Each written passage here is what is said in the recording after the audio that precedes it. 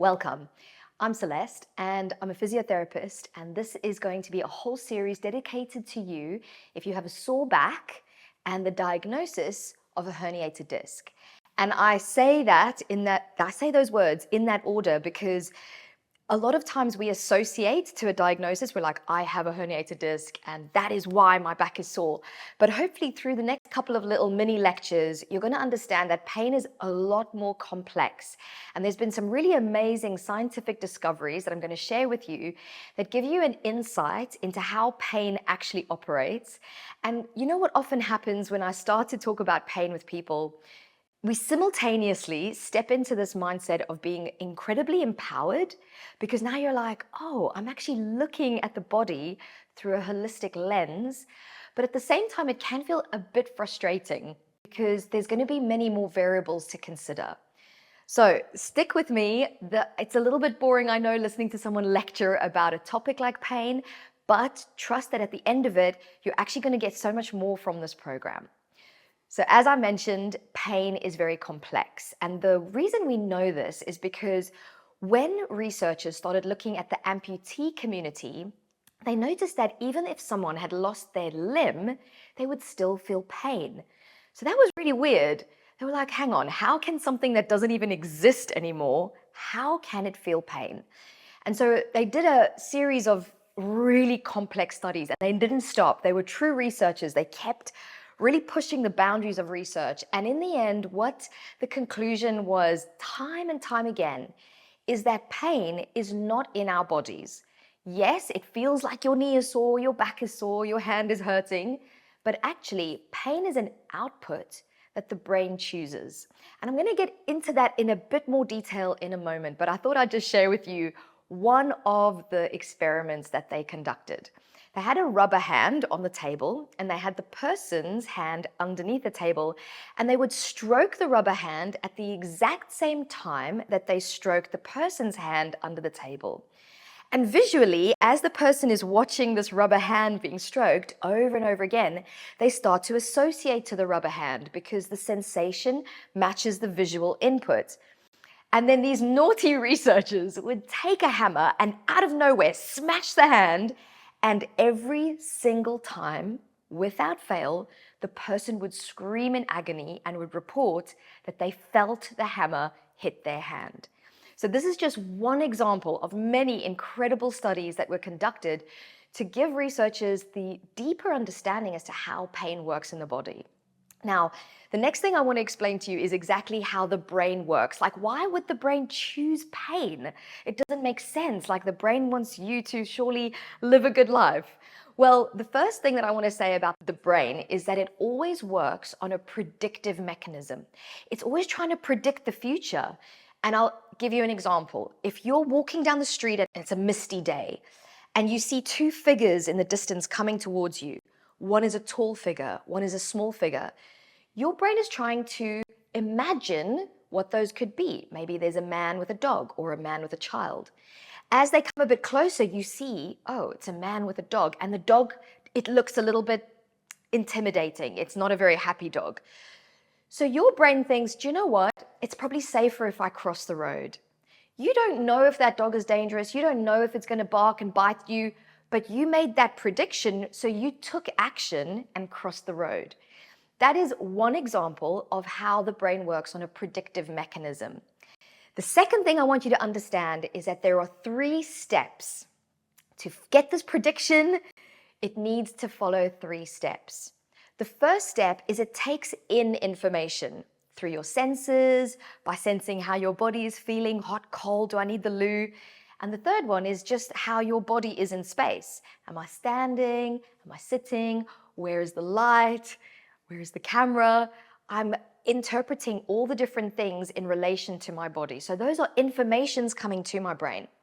The second step is really important though, because now my brain has to interpret that information. Oh, I am looking at a camera. I am talking to you. Like, it has to know what's happening. And then the third step, and this is the important part for you, is it chooses the output. And outputs fall into 2 categories. The first category is safety. And the outputs can, in the safety category, are things like dizziness, nausea, stiffness, pain. Okay, it's a choice. The brain chooses these outputs based off of how safe it feels. Maybe your brain, however, feels extraordinarily safe. So it chooses something like being able to move well, being able to jump high, being able to squat with no limitations, having good joint range of motion, being able to feel really free and light. All of those are empowering. And I just want you to kind of understand that when you are going through these quote unquote negative outputs, it's not because your brain is trying to stitch you up and give you a bad life. It's just because it doesn't feel safe. And I want to explain safety in the metaphor form of a bucket. So imagine you've got a bucket here and you wake up with a really loud alarm. You're not used to waking up this early, but woo, woo, woo, woo, the alarm goes off and your threat fills up a little bit. And then you get out of bed and you're having a bad hair day and then the threat fills up. And while you're making breakfast, you pop on the news and there's a war going on and there's an earthquake and your threat fills up a little bit. You get to work and you have a massive argument with your boss because they didn't tell you what they want, but they're expecting something that was due yesterday. Threat fills up a little bit. And then you get home and you have an argument with your partner and your threat fills up. And as you can see, the body doesn't actually have pain receptors. What it has is threat receptors. And I've given you examples of unusual areas where threat can gather up. But threat can gather up if your eyes are not working very well and you're straining to look at stuff. Maybe your vestibular system, your inner ear, is a little bit off kilter and you think this is the middle and your body's getting a bit disorientated. Maybe your joints haven't got good mapping because you don't move them very often. All of those examples help to fill up your threat bucket. And the reason I give this metaphor is because I want you to understand that pain is very complex. Pain does not necessarily equal tissue damage. Yes, tissue damage could fill up your threat, but there are a lot of people with really bad stuff going on in their body and they don't have pain. And that's because their threat levels are just not high enough for their brain to feel unsafe. And I want you to think about it like this. Your brain doesn't care if you're thriving in life and doing the best life ever, or if you're just surviving. It just cares that you're safe. So if you're in bed watching Netflix and eating potato chips all day, job done. My human is safe. If you're pushing yourself and you're out there and you're, living your best life, that's scary for the brain. So it might put limits on you. It might give you pain when you're trying new things. It might make you feel dizzy if you're trying to do an unusual movement that you've never done before. So I want you to understand that there's a lot more to it. Yes, pain is very real. Take it very seriously. It's a signal from your body something's not right. But try not to stay yourself blind at a diagnosis. And the last two things that I kind of just want to throw into this video is, number one, when people look at scans, you have a herniated disc, look at your scan proves it.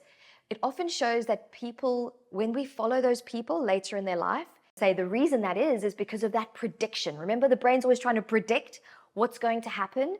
So now it has a scan. Oh, I can predict I'm going to be in a lot of pain for the rest of my life. But listen to this study. This is the second thing I wanted to finish with. There was a huge study, guys. They took 3,600 people. So it was a massive sample. And what they did is they started to, they ensured they only chose people that had no pain. They chose from very young, like 20s, all the way through to quite old in their 80s. Remember, not a single person in the sample had pain. And they put these people through scans to check, how is their spine? Has your spine got any problems? And they discovered that every single age group had a high percentage of spinal problems. Herniated disc, spinal fusion, facet joint syndrome. All sorts of nasty, horrible things were going on in their back, but these people had no pain. And a series of other studies, basically, researchers have now concluded it's very, very normal for your spine to go through degenerative changes. That is completely normal. It's not something to be afraid of. What we need to be aware of, however, is that if you are in pain, we can get rid of your pain, even with a very scary diagnosis. But we have to improve the inputs of the brain, the interpretation of those inputs. And the last piece of the puzzle is you need to holistically look at your life, look at how you are supporting your health and your well-being, and where are you adding to your threat? Are you staring at screens for too long? Do you have a community that supports you? Are you eating well? Are you taking time to move and nourish your body? Like, all of those different things can help to lower your threat, which means that even with a scary diagnosis, you can still live pain-free.